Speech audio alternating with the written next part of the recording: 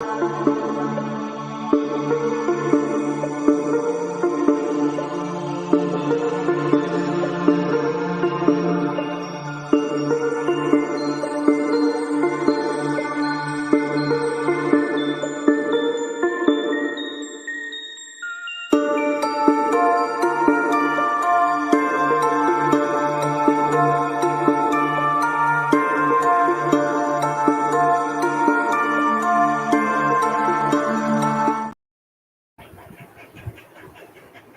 think we're good to go now. So, hello and welcome everyone. My name is Orithro and I will be your host for today's session. A brief introduction to atomic clocks. This session is organized by Hex-Star Universe in collaboration with SS Citizen Science Group. For our today's event, we have none other than Dr. Amitava Sengupta as our speaker. Dr. Amitava Sengupta is an esteemed physicist specialized in radio and atmospheric physics, time standards, and atomic physics. He has made significant contributions to India's satellite based time broadcasts and development of primary atomic clocks. He has also led Antarctic expeditions and received various prestigious awards and fellowships. So now, without further ado, I would request Amitava sir to start with today's session. Well, good evening to all of you, and thank you, Orithro, for that very kind and short, nice, crisp introduction. Let me start by sharing my screen.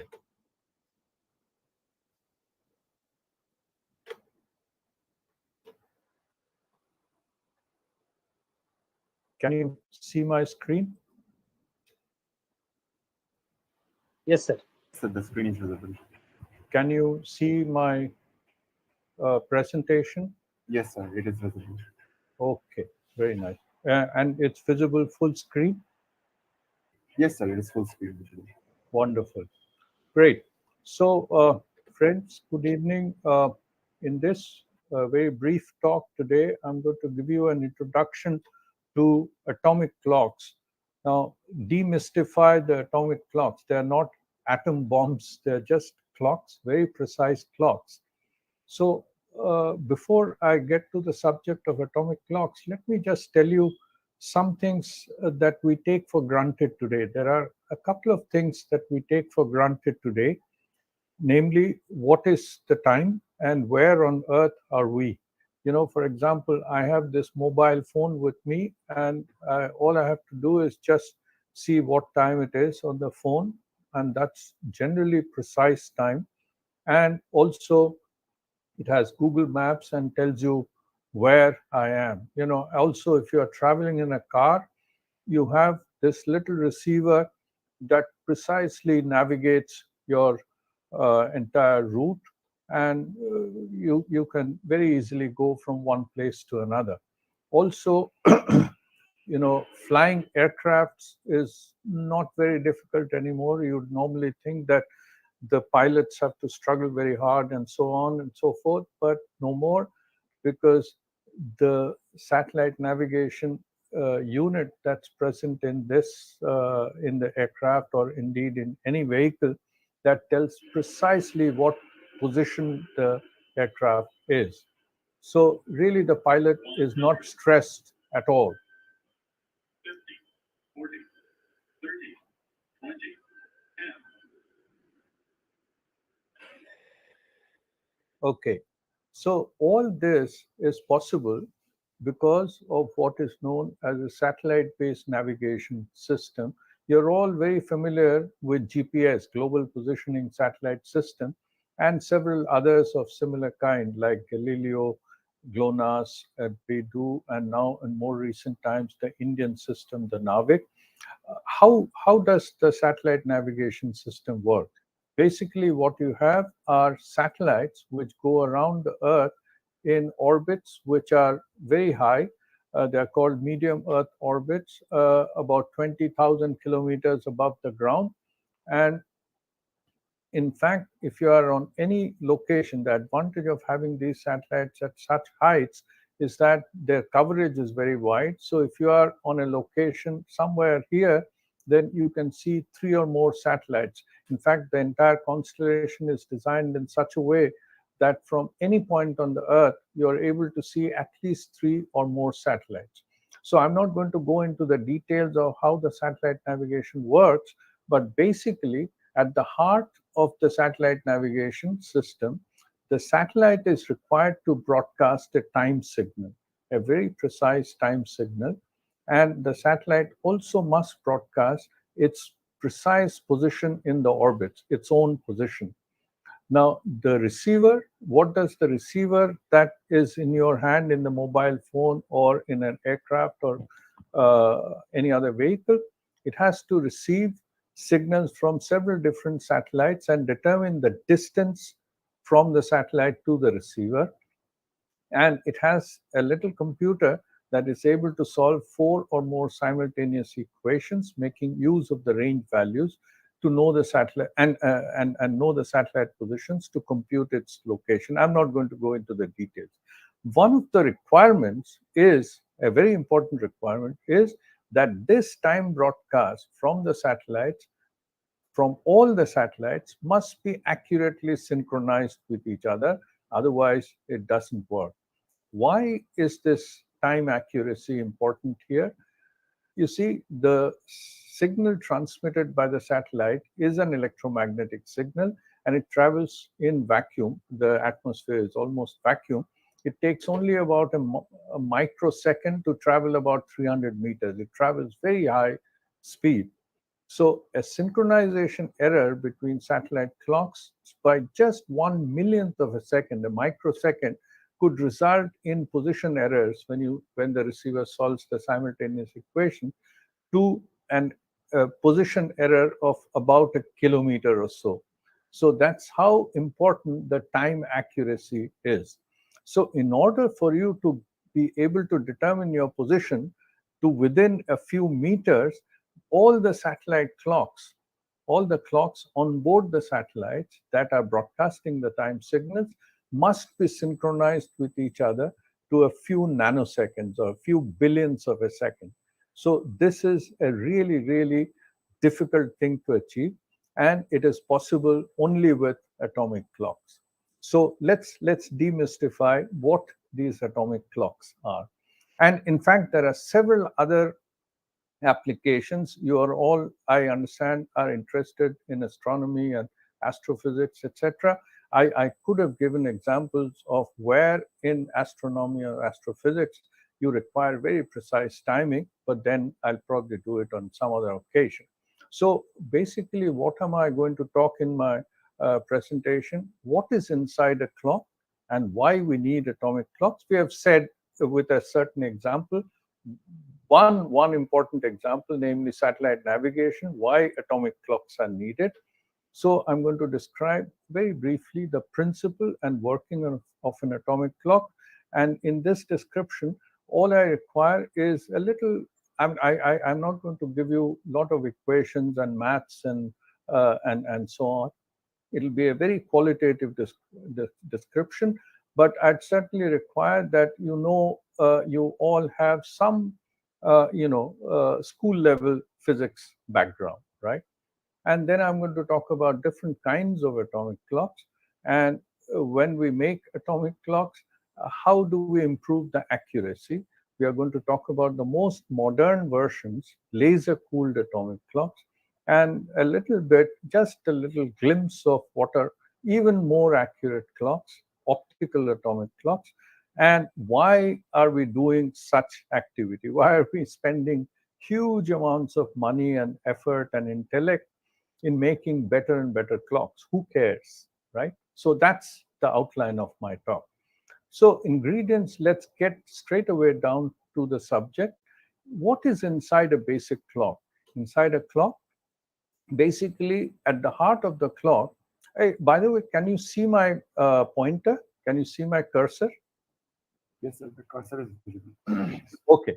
So at the heart of the atomic clock, heart of any clock, there is a periodic phenomenon, a frequency source. This frequency source, for instance, in a pendulum clock, it's the pendulum going back and forth. And then there's a counter which counts these periods, 1 period, 2 period, 3 period, and so on. And then there's a display unit which displays how much time is elapsed. Like this example, a pendulum clock. This is a periodic phenomenon. Then a gear system, that's the counter, and the display. The earliest form of clock that was known to mankind, the periodicity of the rotation of the earth was the fundamental aspect of this clock. Now, in more recent times, about 1,000 years ago, a pendulum clock was invented, and the key ingredients of a pendulum clock is a pendulum that goes back and forth, and this anchor escapement that counts each oscillation. It just moves one tooth, and that's how the clock works. And of course, you have displays and so on. And then, of course, in order to make it more portable, the one used instead of a pendulum, one used a balance wheel, a spring wheel, to make it more portable, right? The problem with pendulum clock is the length of the pendulum has to be adjusted very precisely to get a certain time period. It's a function of temperature. It's also a function of where on earth you are, because the pendulum clock, the time period is decided by the earth's gravitational attraction. So this clock is not such a great clock. But however, for the time, last hundreds of years, this has served as one of the best sources of timekeeping for mankind. About 100 years ago, a new watershed discovery was made, namely the quartz clock. Quartz is a crystalline, all of you know, it's a piezoelectric material. So whenever it oscillates, it generates a voltage across its faces. So that's the piezoelectric effect. And these crystals have a natural resonance frequency, so they oscillate with a certain periodicity. So you can make an oscillator out of a piezoelectric crystal, which is cut to a certain thickness, so you can decide the resonance frequency, and then you can make a clock out of this. So this was done in 1921, and this is how a clock is made. You make a quartz oscillator, then you have a counter, a frequency divider, you make 1 second duration, and rest of it.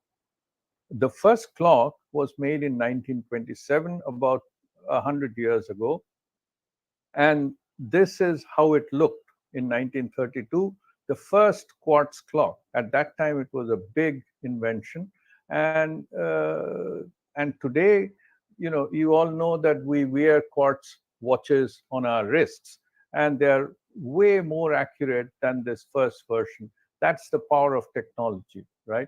And inside our quartz watches, you have a quartz crystal and then a little oscillator, and rest all are counters, right? This quartz clock, although it is much better than the mechanical clock, also has problems. It has to be ground to a certain thickness in order to get a certain resonance frequency, and this varies with temperature. You must keep it at a constant temperature, and even if you keep it at a constant temperature, it varies with time, namely aging, right? So this is still not the best clock that we can have. So way back in the 1870s, even before all these developments had taken place, this gentleman, I don't know how many of you are familiar with this face, this is the famous physicist James Clerk Maxwell, made a prophecy that if then we wish to obtain standards of length, time, and mass, which shall be absolutely permanent, then we must seek them not in the dimensions or the motions or mass of our planet, but in the wavelength, period of motion, and the mass of these imperishable, unalterable, perfectly similar atoms or molecules. So that was the genesis, or at least the thinking, of atomic clocks. So what do we do in atomic clocks? We use atoms as tiny oscillators, right? As the periodic motion. How do we do that? Very simple high school physics. You all know uh, an atom consists of a nucleus, a positively charged nucleus at the in the middle, and then there are electrons which are going round in orbits. Now, these electrons cannot go arbitrarily in any orbit. they must go around in certain defined orbit, and cannot go, the electron can discretely jump from one orbit to another, and in the process of jumping from one to another, it either absorbs or emits a photon, and that photon corresponds to a certain energy difference, and that photon has a frequency which is very constant. It's something given by God, right? So even if you take an atom of, let's say, cesium in New Delhi or Mumbai or anywhere in the universe, Timbuktu, anywhere in the universe, an atom of a cesium is an atom of cesium, and it has between two energy levels, it has the same frequency, right? So if you could make a clock out of that, that would be the perfect clock. So that was the fundamental basis of making atomic clocks, using atoms as tiny oscillators. And in the rest of the talk, I shall tell you how this is accomplished, right? It's a matter of detail, but this is the basic principle. So when did it begin? It began not too long ago. It began only about 78 years ago or so. This gentleman, Professor Isidore Rabi, who had just won the Nobel Prize a year earlier in 1945, he gave a talk, and in this talk, he proposed that the the most accurate clock in the universe would be by using radio frequencies in the hearts of atoms. So this was the genesis, and his student, Professor Norman Ramsay, improved it further. So these guys are called the father of the atomic clock concept, right? And I'll just tell you the basic principle of this entire device. A device that makes use of stable atomic transition as its reference is called an atomic clock. Normally, the signal which comes out of the atoms is very, very faint. So you are not going to be able to use that frequency. That frequency is also a very weird number. So normally what you do is you take a strong signal, a quartz oscillator, and then you frequency lock it to the atomic transition. Don't worry, I'll explain to you in very simple terms how we do this, right? Now, some of the important considerations for making an atomic clock, what are these? First of all, you have to select a suitable atom, right? I mean, there are lots of atoms, lots of elements. So which element will you take? So you have to choose a certain element, and a certain atomic, they affect each other's the energy levels. So you cannot use these atoms in solid state or liquid state because there are too many atoms close to each other. So you must be using these atoms in extremely tenuous vapor state. So one atom here, one atom very far away, and so on. So each one acts as an independent entity. Now, if you do that, then you have to somehow prepare the atoms because they're moving at very high speeds. So you have to somehow get them to stay together in one place. So you have to prepare them. I'm going to explain all this to you. Then you have to confine them and interrogate the atoms, ask it to emit a photon, and you measure the frequency and so on. So these are certain considerations. Now, first, which elements and how do we choose them? It turns out that the group 1 elements, this one, the hydrogen, lithium, sodium, potassium, rubidium, cesium, francium, these are the group 1 elements for those of you who have studied chemistry in school. And they were chosen because remember, all this was 1950s and 60s. Lasers had not yet been invented till then. So these are alkali atoms which have one outermost electron in the valency as the valency electron, and they have very simple atomic structure. So in particular, the cesium was chosen. Again, I'm not going to go into details. And rubidium and hydrogen, these were the 3 elements which were singled out for being suitable for making atomic clocks, right? So we have chosen an atom. So how do we choose a suitable transition, right? Now, in a cesium, I'm going to specifically talk about cesium. So in cesium, you have indeed in any atom, you have an electron either in a ground state, this is the ground state, then you can have the electron in several excited states, s, p, d, f orbits, right?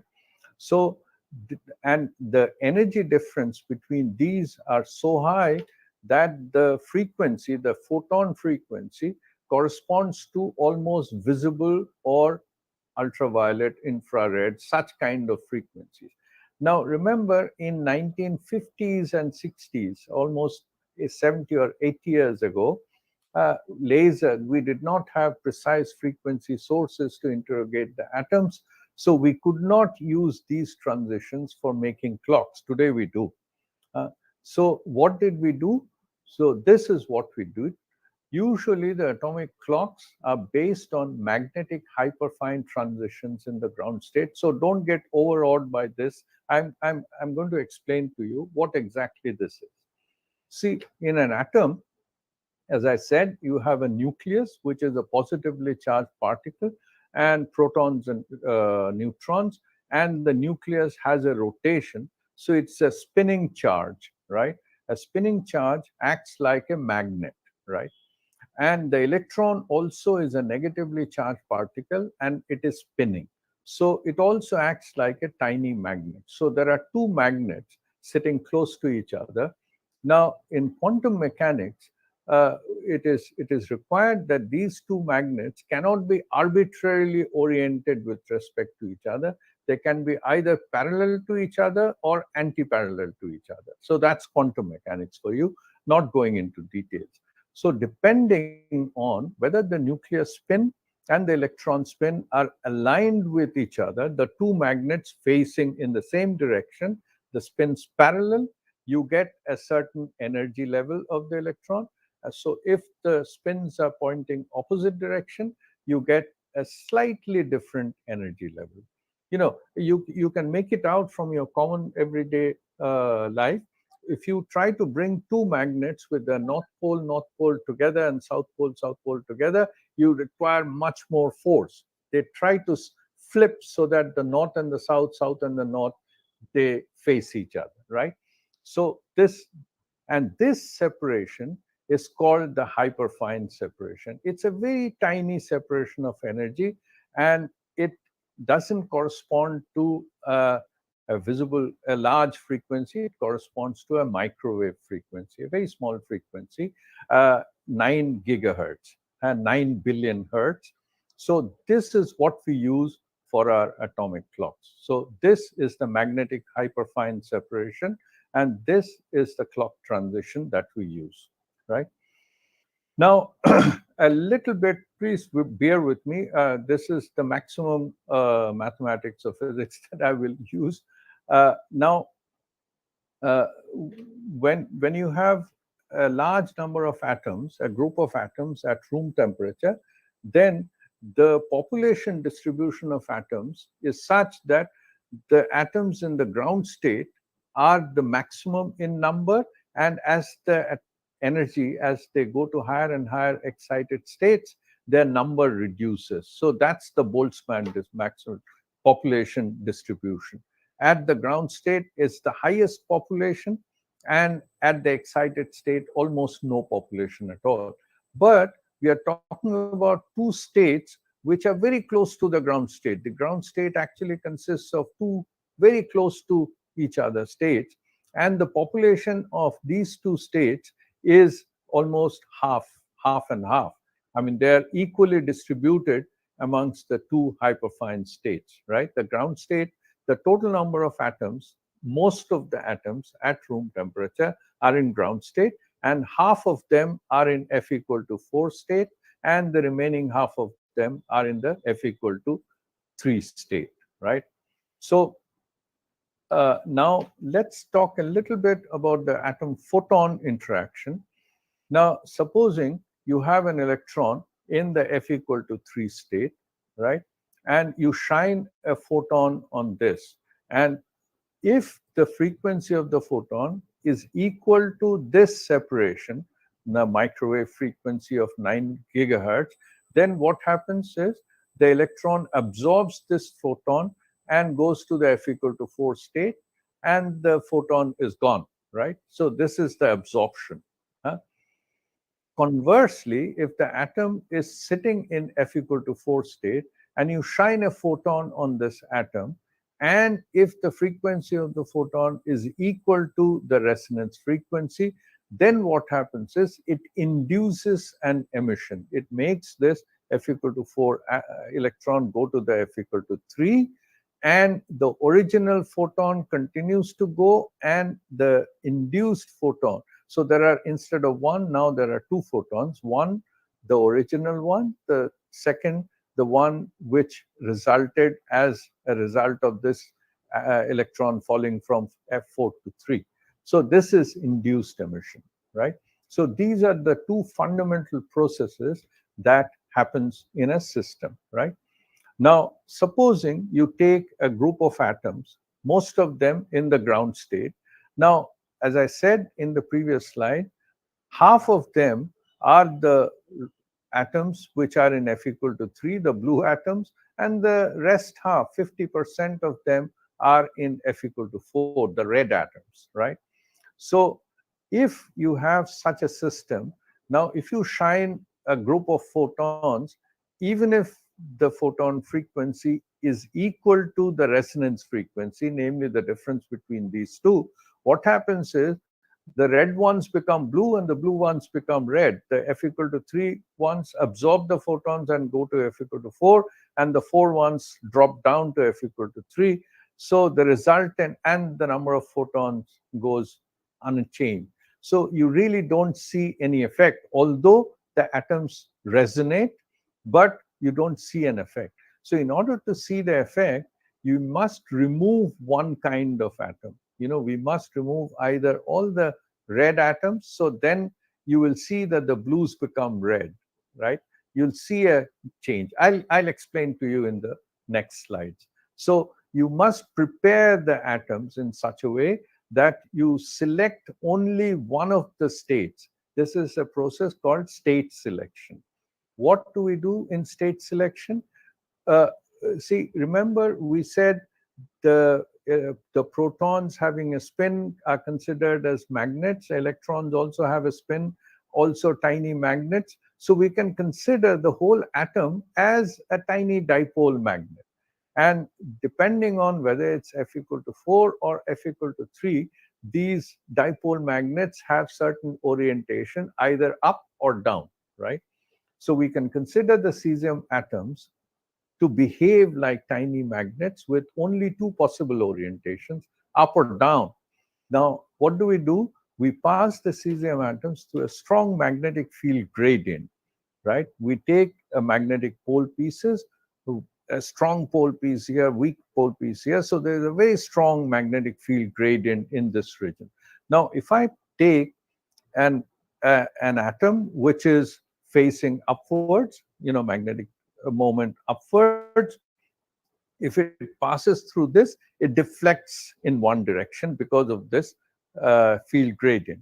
Instead, if the original atom had F equal to 3, namely magnetic field pointing the other way, then it would deflect in the other direction. So this is a convenient method of separating. Supposing you sent a group of atoms like this, the up ones will go one way, the down ones will.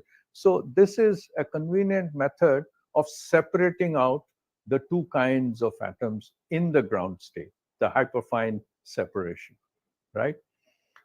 So let us understand the working principle of our atomic clock now with these fundamental concepts. So we take what we do is we take an ultra high vacuum enclosure. It has to be ultra high vacuum because otherwise the cesium atoms will not travel. They will collide with background atoms and molecules, and they will just die, right?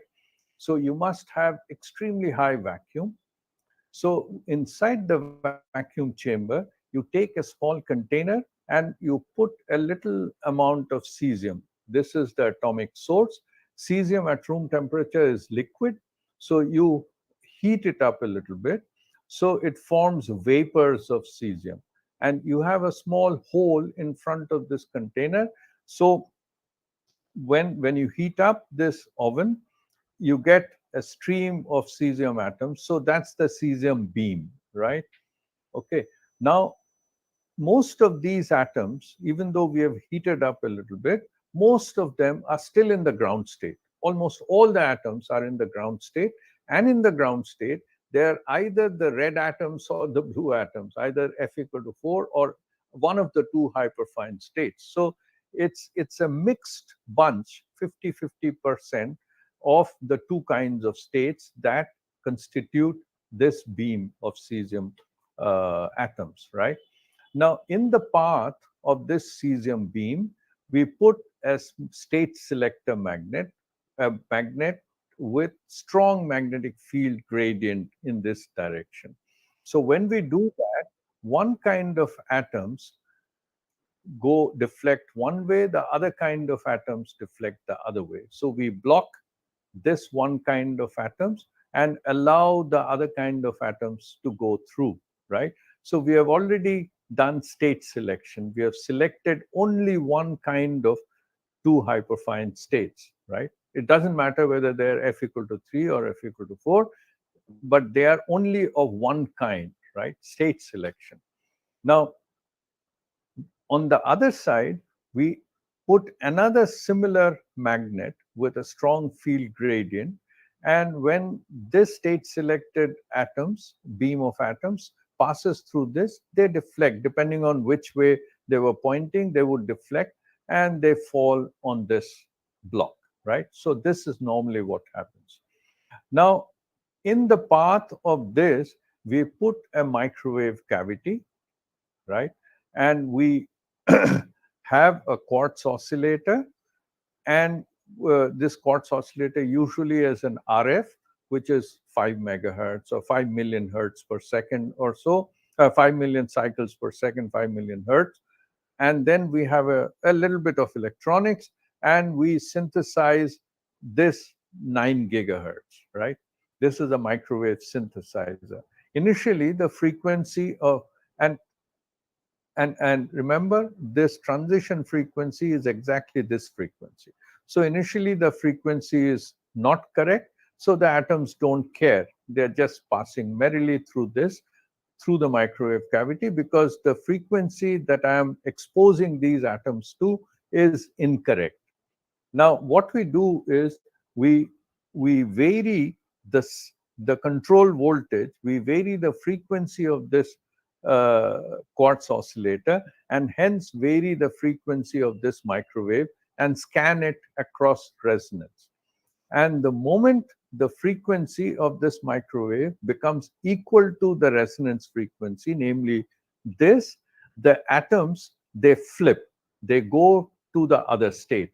And when they go to the other state, instead of deflecting this way, the atoms now deflect the other way. And on the other side, we have put a nice detector. This detector is able to find out when it started receiving atoms, and it gives an electronic signal, and that signal is used to control this oscillator to keep it locked exactly to that value where the signal here is maximum. Am I clear? Right. So when this detector starts receiving signal, maximum signal, that means the frequency of the microwaves is exactly equal to this atomic frequency, right? So this, and we maximize this frequency in a control loop to hold on to the right frequency. So, and then we take the output of this, and that's the atomic clock output. This is how a quartz oscillator is synchronized to the atomic transition. So this is the basic working principle of an atomic clock. Rest is all a matter of detail, right? Now, I'll just show you the schematic of a cesium beam atomic clock. We have in this, don't try to look at it, it's too too busy a slide. I'll walk you through this clock, right?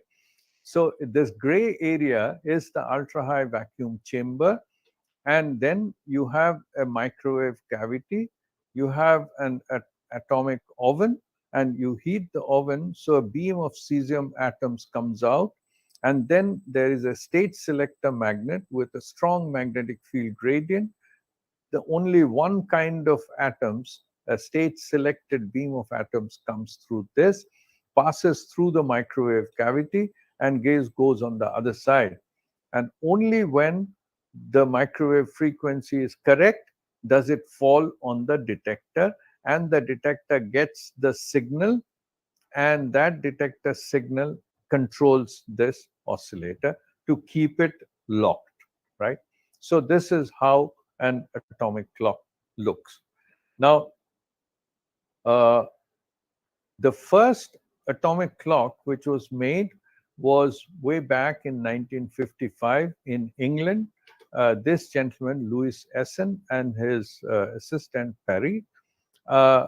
Please don't read all this. This is so they were naturally very excited. So this was the birth of the first atomic clock, a cesium atomic clock, and it looked very ugly. I mean, room full of instruments and all open and so on. But today, if you have a lot of money, you can buy a cesium clock, which is nice, compact instrument. It costs a lot of money, but it's extremely accurate. And if you allow it to run continuously, it would lose or gain 1 second in about 30 to 40,000 years. That's about 1 part in 10 to the 12 accuracy. Now, inside the cesium clock, it looks like this. This is the vacuum chamber and a lot of electronics and so on. And inside the physics package, you can see the microwave cavity, state selector magnet, and so on. Now, I'll not go into the details of this. Is only one kind of atomic clocks, but we said that there are actually rubidium and hydrogen also with which we can make atomic clocks. But I am certainly not going to spend time because it will be too long to describe how a rubidium clock is made or how a hydrogen clock is made. But the cesium clock, I've shown you a picture. Hydrogen maser clock, this is one which is typically used in astronomy, very long baseline interferometry, etc. These are extremely stable clocks, but these are very big and really frightfully expensive pieces of equipment. They cost a few crores, And the rubidium clocks are smaller in size. They are about this size, and they don't cost so much. They are also not very accurate. But these are the typically 3 kinds of clocks which are commonly available in the market today. Now, how can we now? These clocks that I'm describing to you, I just mentioned that they're so accurate that you allow it to run continuously, they would lose or gain 1 second in about 30 to 40,000 years. That's fantastically accurate. But can we improve the accuracy of the clock even more? Yes, we can. It turns out, a little bit of physics again here. See, I said that the atoms pass through the microwave cavity. That means the atoms are exposed to the microwave for a certain amount of time t, for a certain amount of time delta t. That's the time the atoms spend. Now, the energy level, the uncertainty in the energy level of the atom times the interrogation time, the time that the atoms are exposed to the microwaves, the product of that is a constant. This is the Heisenberg's uncertainty principle. You make the delta t longer, that namely make the atom spend longer time being exposed to the microwave, exposed to the interrogating signal. You'll get a narrower resonance and you can get a better clock. If you make delta t wider, you get a frequency uncertainty which is worse. If you make larger delta t, you get a narrower resonance, and hence you get a. Please don't worry about these details, but you can make the clock. You can improve the clock by actually making the atoms spend longer time in the microwaves. There are 2 ways in which we can do this. we can either make the microwave cavity longer in size. You can make the microwave cavity longer in size. Initially, in the initial years, 1990s and so on, they tried doing that. There were laboratories in the US and other places where they tried building the clock, which was about several meters long, but that's not a very practical solution. And of course, one got clocks which were really accurate, 1 second in a million years or so. But uh, later, it was found that you can also make better clocks by not making the microwave cavity longer. You can slow down the atoms. If you slow down the atoms, they move slowly through the cavity and spend longer time. How do you slow down the atoms? So this is something which is a fantastic physics phenomenon, for which these three gentlemen got the Nobel Prize in Physics as recently as 1997. Stephen Chu, Claude Toin-Tanouchi, and William Phillips got the Nobel Prize in Physics for the discovery of laser cooling. I'm not going to explain to you how the laser cooling works, but this is a very fantastic phenomenon. Normally, you think it's counterintuitive. Normally, you think that you shine laser beams to heat things up, to cut through metals and do all kinds of things. But it turns out that if you choose the laser frequencies cleverly and manipulate these frequencies and the directions of the lasers, etc., you can actually cool down atoms or slow them down. So that's how they got the Nobel Prize, right? Laser cooling is something which has been used in lots of modern physics phenomena. Now, when you use a cloud of cold atoms, cold cesium atoms obtained by laser cooling, then the atoms travel very slowly through the microwave. Now, unlike in the previous example that I showed you, the atoms are traveling horizontally. You cannot make slow atoms travel horizontally because they fall down by gravity, right? They just fall down because they are attracted by the gravity. So instead, you have to do this. You have to create a cloud of cold atoms by shining laser beams, and then push this cloud vertically upwards by the lasers again. And anything, even atoms in high vacuum, everybody obeys Newton's laws. So they just go up and fall back like a fountain. And in between, you put the microwave cavity, it goes through the cavity and spends a long time going through the cavity. So hence, the clock that you get is really, really accurate, because you have a large delta T and hence a very narrow resonance. So I'm not going to go into the details of all that work, but just to tell you that in India, at NPL in New Delhi, we made the first Indian cesium fountain clock. This, by the way, this is called a cesium, laser-cooled cesium fountain. Fountain because it just works like a fountain. So this is how it looks. Don't worry about all the details. The gray area is ultra-high vacuum. This is the microwave cavity.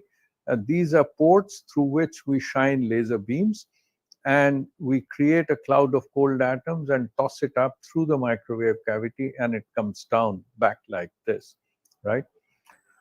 And this is how our first Indian cesium fountain clock looks. It's a room full of instruments. Again, remember the quartz clock that I showed you in 1920s.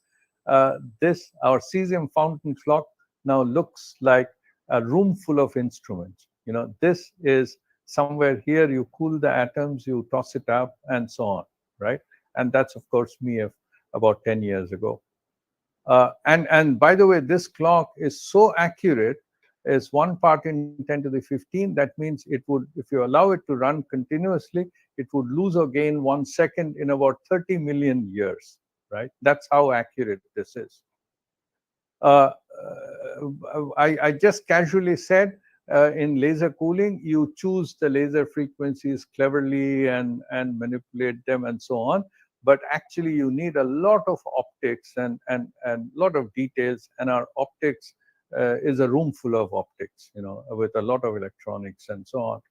And by the way, while we are at it, I thought I'd show you how a group of extremely cold cesium atoms look. We put a little camera inside our device and we actually photograph these ultra cold atoms. These are about 1 million cesium atoms which are being formed and being tossed up. You don't see that they're going up.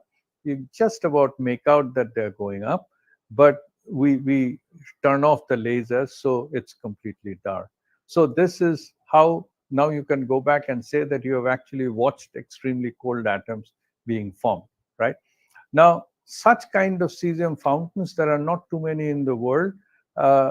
We are among only about 10 such clocks in the whole world, and these serve as the primary clocks, primary source of time in the whole world that defines the second, right? So this one in France, this one in the US, and this one is in Germany, and so on. Now, before I conclude, just a little bit of further development. Can it get any better? Already we are 1 second in few million years, 30 million years or so. Yes, we can. We can make optical frequency standards. See, instead of shining microwaves, if I use optical transitions, then it turns out with a little bit of mathematics that we can make clocks which are 1,000 times more accurate than the clocks that I just showed you, right?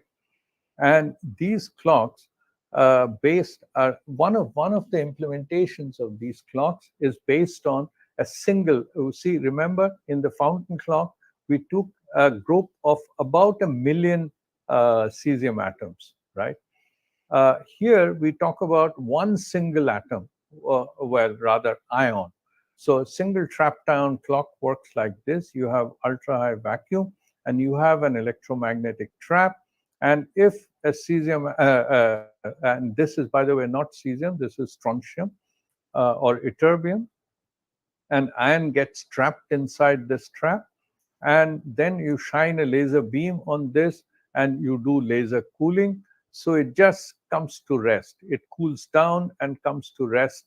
And so there you can create a system where you have inside your chamber only one single ion sitting there, and forever, and it's extremely cold.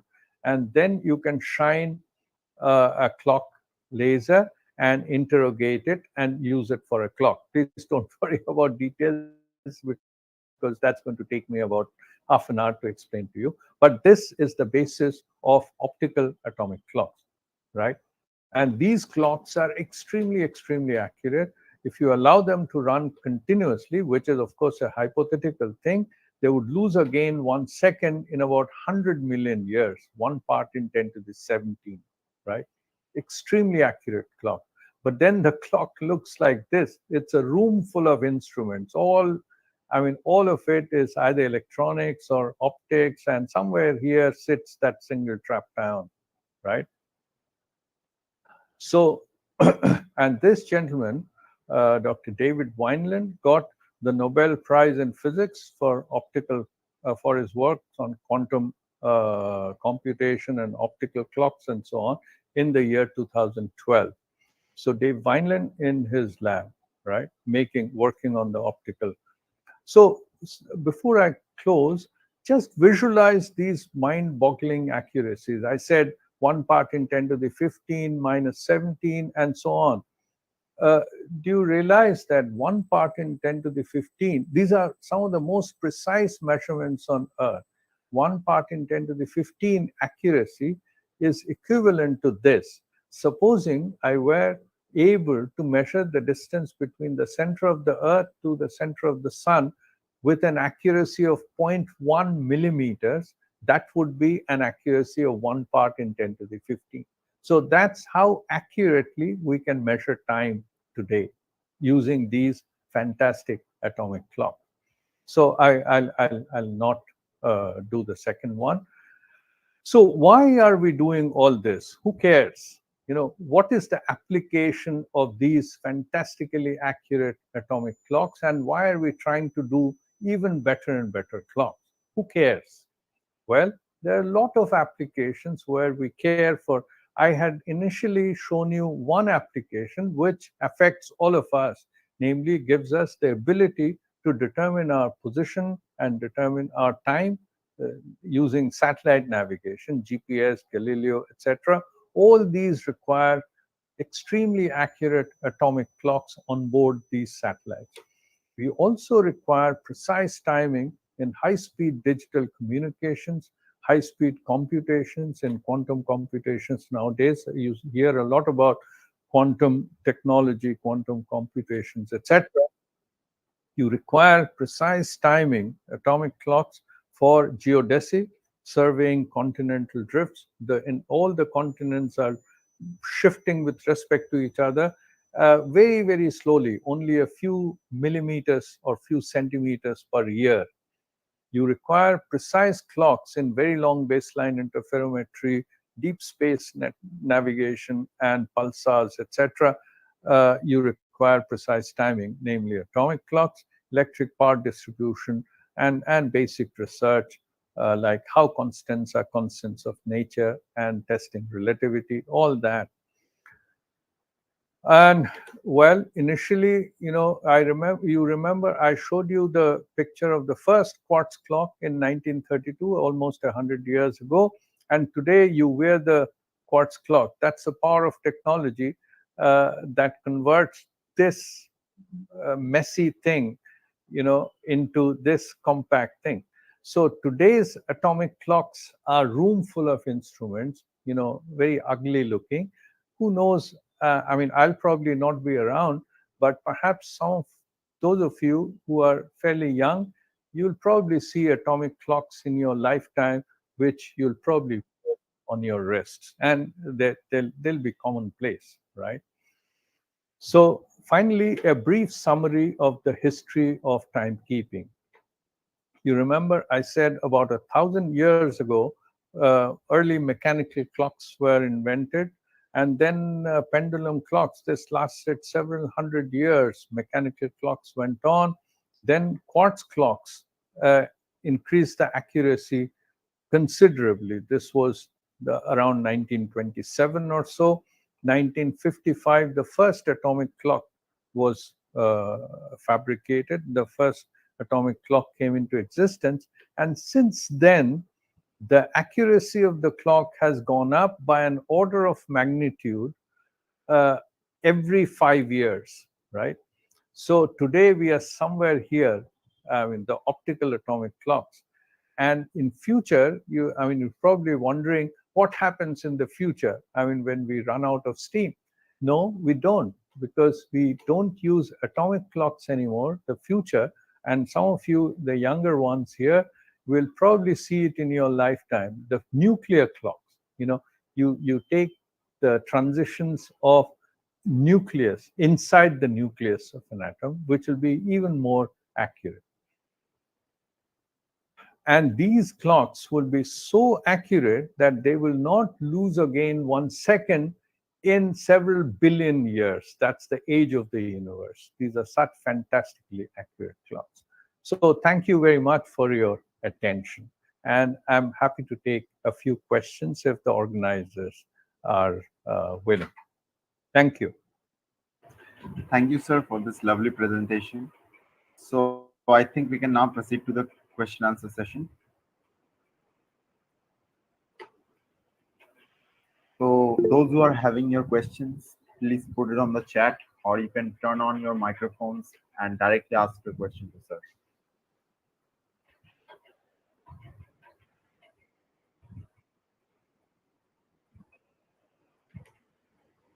Oh, what is time according to you? this this is a very interesting question. Yeah, time. It's a very philosophical concept. It's if you think about time philosophically, it's. I wish I knew that you were going to ask this question, so I would have come prepared. Time is something which has occupies no space, possesses no weight, and cannot be felt. I mean, it can be felt only because it's moving in one direction. It unfortunately does not move in the opposite direction. But on a more serious side, time is something which is a parameter that tells us the direction of events, right? So I could go on and on, but I'd probably if you probably contact me offline, I'll give you some philosophical literature about time, right? If there are any other questions, I'll be happy to. Are there any questions? How to contact you? Sure. My email ID is very simple, sengupta53 at yahoo.com. SENGUPTA 53, sengupta53 at yahoo.com. Right? Oh, okay. Let me write it down for you.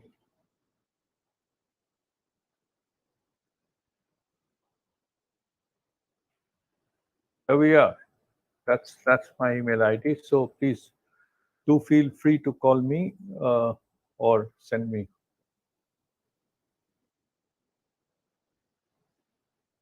What is space-time fabric? I don't think I'll take this question here. Please contact me offline, because this is going into more general. The present talk was more intended as a kind of a technology, more experimental oriented. But what you are getting into is not quite that. So perhaps I think we'll postpone this question to our offline discussion at a later time, right? But please don't get disappointed. What are the advantages of atomic clocks? Well, I certainly told you the advantages of an atomic clock.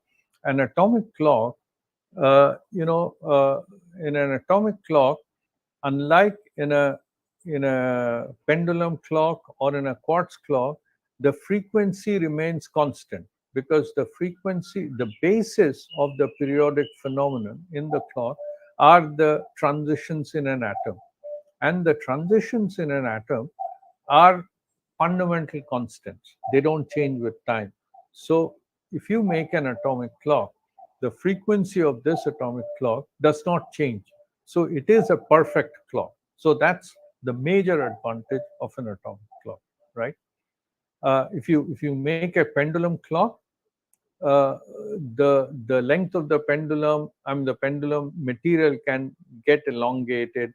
If you take it to a different place, the Earth's gravity changes, so the frequency of that oscillation will change. So it starts running at a different rate, and so on, right? So the other question is, how are atomic clocks synchronized globally? Oh, fantastic! Thank you very much. And what international standards are in place for maintaining accurate? Oh boy, I could actually give you a complete talk on this subject. But however, just to give you a brief idea, just to give you a brief description of how atomic clocks are synchronized globally, this is what we do. We use remember I talked about these satellites, navigation satellites like the GPS and so on. So what we do is, this is called a common view time transfer using satellites. So when a satellite is passing overhead, it emits a time signal. So let us say I'm sitting in New Delhi with my atomic clock. So I measure the difference between the received signal from the satellite, the received time from the satellite, the difference between that and my clock, my atomic clock. Somebody sitting in England or Germany or France or anywhere does the same thing. He looks at the same satellite, the time broadcast by it. So the time reference is common, the same satellite sending a broadcast which is received by me in New Delhi and another one in France or anywhere else in the world, right? You have to see a common satellite and you measure the difference between that received signal and your clock. So if you subtract these two readings, the common clock cancels out, so you get the difference between your two clocks, right? So that's called a common view GNSS measurement. So that's how typically the atomic clocks are compared with each other. And then your next part of the, and of course there are more details. I mean, what I explained to you is very, very simple description. I mean, there are many more details, right? But typically, we use satellites for comparing clocks across the continental distances. Now, the second one is what international standards are in place for maintaining accurate timekeeping across different regions. Well, this is what happens. See, in India, for instance, the National Physical Laboratory (NPL) in New Delhi is mandated to keep the time standards for the country, right? So we maintain a group of atomic clocks and uh, derive a time scale out of that, which we call the Indian Standard Time or Coordinated Universal Time India, right? UTCI. Now, several other countries do the same thing. In Germany, it's the PTB. In the US, it is the NIST. In UK, it's NPL UK, and so on. And so in Japan, it's NICT. So each country, at least each 70 to 80 major countries, have centers which measure, which maintain atomic clocks and maintain the times, their national time. Now, these clocks are intercompared using satellite links, and the intercomparison data of all these clocks, typically they are all within a few billionths of a second, few nanoseconds of each other. And this intercomparison data is all collated in a place in Paris, which is called the International Bureau of Weights and Measures, BIPM. The French acronym BIPM stands for the International Bureau of Weights and Measures. They collect all the data, take an average of all these time scales of all the different countries, and defines that as the coordinated universal time. That's the global time standard, right? So we don't correct each other's clock. I mean, we don't correct the Indian Standard Time every now and then by such and such. We get to know once every month how many nanoseconds we are off from that and keep a track of that, right? So that's the international timekeeping. But this description is very, very simplified description of what actually happens. But like I said, I could give you a complete talk of 1 hour on international timekeeping and the global, maintaining the accurate timekeeping in the whole world. But this is roughly what happens, right? I see no more questions. If anybody is having any more questions, please do ask them. Well, I've given you my email ID, so if you are interested, just get in touch with me. So as there are no more questions in the chat, I do think that there are no more questions on the YouTube chat also. Okay, sir. Oh, there's, can atomic clocks be used for navigation purposes? Yeah, similar to GPS. Well, the GPS uses atomic clocks. Look, I said that each one of the GPS satellites carries an onboard atomic clock, with which it transmits time signals. And these onboard atomic clocks across different satellites must be precisely synchronized with each other. So atomic clocks are being used for navigation purpose, namely satellite navigation. And you say similar to GPS? Yes, GPS. I mean, similar to GPS, we have several systems. We have the European system, a constellation of satellites called Galileo. We have the Russian system called GLONASS. We have the Chinese system, which is called the Beidou. And we, of course, have a regional navigational system consisting of 7 satellites. The Indian system called NAVIC, or the IRNSS, Indian Regional Navigation Satellite Systems. So, yes, all these use atomic clocks on board the satellites. In which university do you teach and what? Okay, Bharti, I don't do regular teaching. I actually mentor some PhD students. I had taken 1 or 2 semesters of undergraduate teaching for a little while, but now I don't do it anymore. This is in a university in Gurgaon because I'm constrained to live in Delhi. This is called North Cap University. I'm pursuing BSc MPCS. I don't know what is MPCS. So, and have you completed your dream? No, I have not completed my dream. I'm I'm still working. We are still working on very exciting things. Someday perhaps. So, but my profession is very, very interesting. I have fun, do a lot of fun and games, build things and make them work and so on. Study their system, study their performance, and teach younger people how to make the state of the art things, and get paid for it. Which is a win-win situation. So, what is your dream? Well, I don't know if I had a dream, but I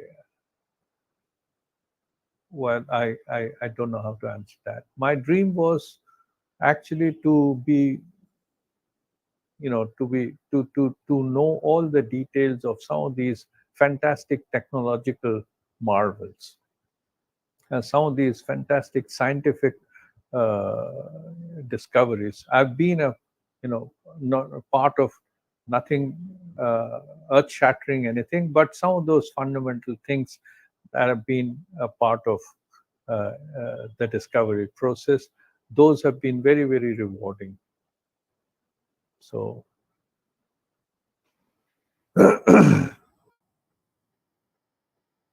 thank you. So, I hope it has been useful and enjoyable for you. Although as you realize that in such a short time, I was constrained to describe everything in extremely condensed fashion, but I hope it has been useful.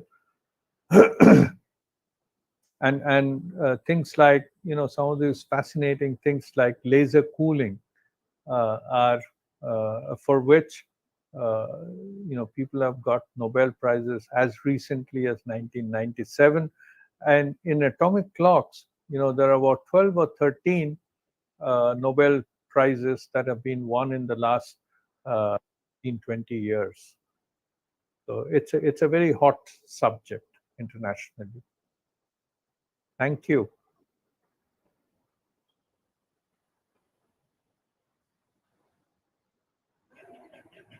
No more questions.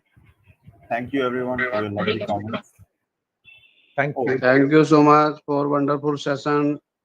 Thank you. Thank Thank you, you. sir. I'm glad you enjoyed it. Yeah, really, sir. Okay. Lastly, I would request everyone if they could please turn on their cameras so we can take a selfie.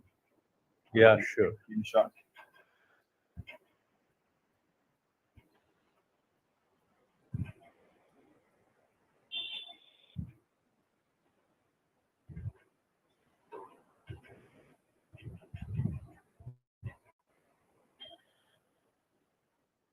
Thank you. Thank you, sir, once Thank again. you. Okay. Lovely presentation. Thank you. I think let everyone here is overjoyed with what you have Thank told you. us. My pleasure. So shall I leave? Yes, sir. Okay. Yes, Thank you. Bye bye. And lastly, to all of the participants, there are 2 more sessions remaining in this month. So if you could kindly join these 2 sessions. Thank you, everyone. Have a nice day.